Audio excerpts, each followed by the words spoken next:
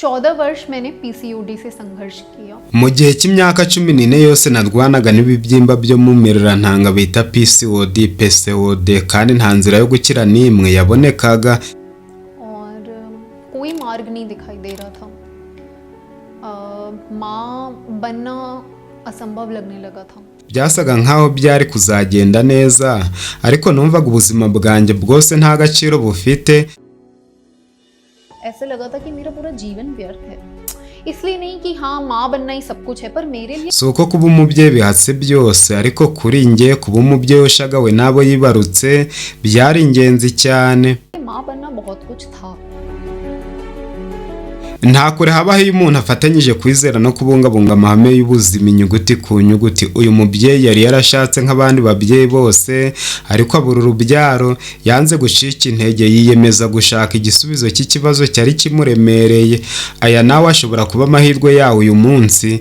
kurikira wumva icyamutamirije ikamba ryo kwibaruka agakikira cya bitama nk'abandi babyeyi bose, kandi nawe bikubera amendeze yo kubonera umuti ibibazo umaze iminsi waraburiye ibisubizo. aho wageze ni kuri Jeanne Paul Official, umuyoboro ubagezaho ibiganiro bitandukanye byibanda ku buzima bwa buri munsi, aho mukunze kuba muri kumwe nanjye Nzayisenga Jeanne Paul, enseignant et naturopathe, mwarimu na diwani wa afya, ndi umurezi n'umujyanama w'ubuzima. Kanda subscribe n'inzogera uje ugira amahirwe yo kwibanira nanjye buri munsi muri ibi biganiro utapfa gusanga ahandi. uhereye umwanya uragira amahirwe yo kujya ugezwaho izi mpanuro zamaze gukiza indwara nyinshi abantu babana natwe buri munsi. noneho mu ntega amatwi mbacire ku mayange ibanga ryaguye mu biganza ry'umubyeyi Pragia akagira amahirwe yo kubyara akonsa nk'abandi babyeyi bose. मेरा नाम प्रज्ञा है, मैं घर संभालती हूँ। nitwa Pragia, nita ku by'urugo, nteka ibiryo kandi nifatanya n'imiryango imwe n'imwe y'amadini. natangiye kujya mu mihango nkiri mu mwaka wa 7 w'amashuri, kandi imyaka 2 ya mbere byari bimeze neza, ariko ngeze mu mwaka wa 9 imihango yanjye yarahagaze. muri icyo gihe mama yanjyanye kwa muganga, bampa imiti y'amezi 3 yo kuringaniza imisemburo, bavuga ko nyuma yo kuyifata imihango izagiza neza, ariko na nyuma y'iyo miti ntibyagenze neza. amezi 3 yarashize ariko imihango ntiyaje. iyo yabagije yashoboraga gukomeza kuza ukwezi kose, kandi ibyo byabaga buri gihe.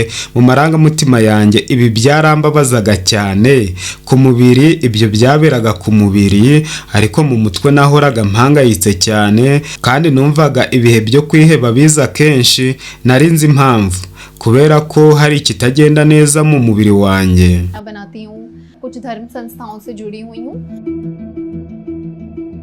तो सबसे पहली बार मुझे पीरियड्स आए 7वीं। ikintu cyankoze ku mutima cyane ni igihe njye n'umugabo wanjye twari twiteguye kuvuga tuti yego turashaka kuba ababyeyi, ariko umubiri wanjye wo ntiwari witeguye. ndabyibuka neza, numvise ubuzima bwanjye bwose nta gaciro bufite. si uko kuba umubyeyi ari byose, ariko kuri njye kuba umubyeyi ushagawe n'abana yabyaye byari ingenzi cyane. twagerageje kubaza abaganga 3 cyangwa 4 kuri interineti, ariko imiti yabo ntiyagize ikimara, imihango ntiyahagararaga. umunsi umwe numvise ko nta gisubizo gihari, nacitse intege cyane maze nemera ko bidashoboka. naribwiye nti ukuguhatiriza ngomba kubireka. nasanze umugabo wanjye ndamubwira nti numvaga ubuzima Imana yaduhaye buzatera imbere kandi tukazaba ababyeyi, ariko sinkeka ko nshobora kubigeraho, sinkeka ko umubiri wanjye uzabimfashamo. ubyemere rero ko kuba ababyeyi bafite abana wenda atari umugisha wacu. umugabo wanjye yarampobeye gusa arambwira ati icyo dufite cyose, icyo Imana yaduteganyirije cyose ni cyiza, nta kibazo. nawe yabifasha atyo, ariko mu mutima wanjye sinabashaga kubyakira. naribazaga nti bishoboka bite? none se sinzigera amenya uko gutwita no kubyara bimera?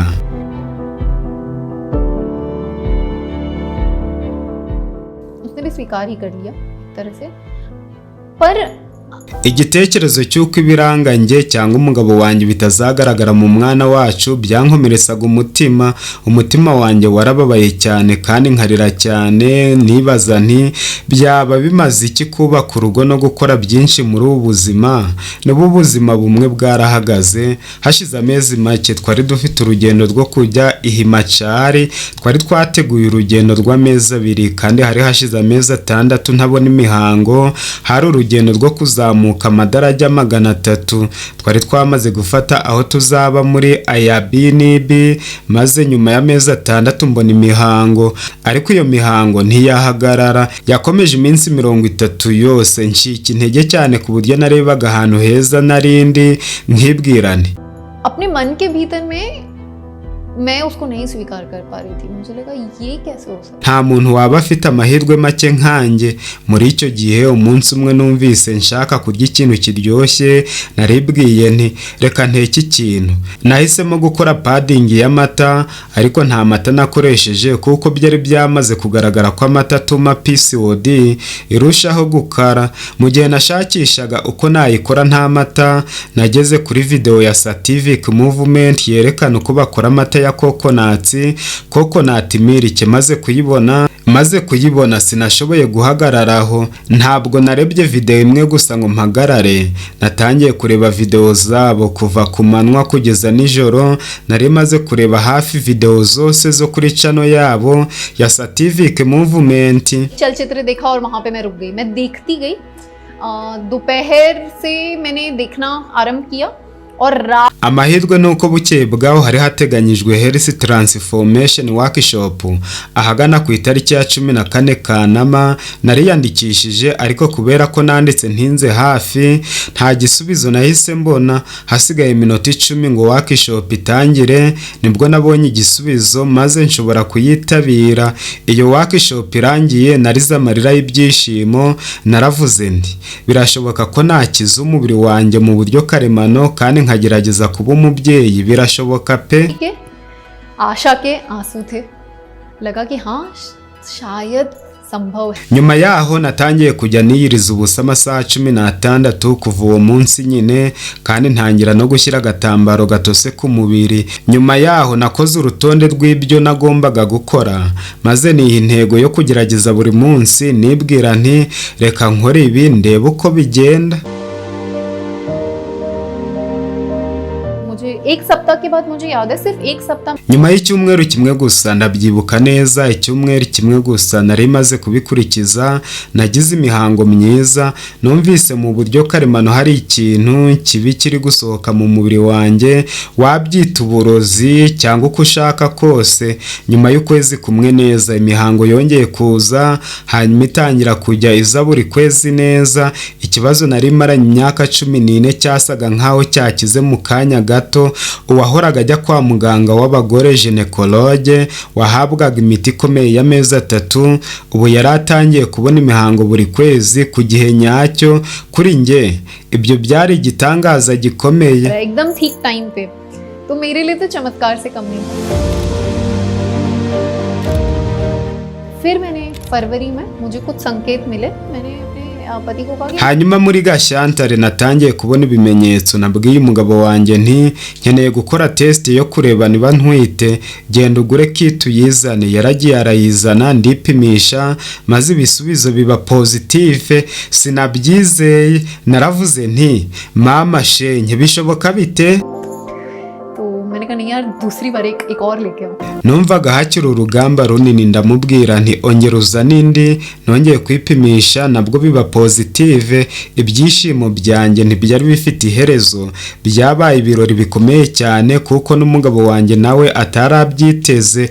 Tekereza, muri Kanama nitabiriye workshop, muri Nzeri mbona imihango isanzwe, maze muri Gashyantare tubona ko ntwite, kandi tugeze kwa muganga basanze narasamye kuva mu kuboza. Kuri nge ibyo byari igitangaza gikomeye cyane.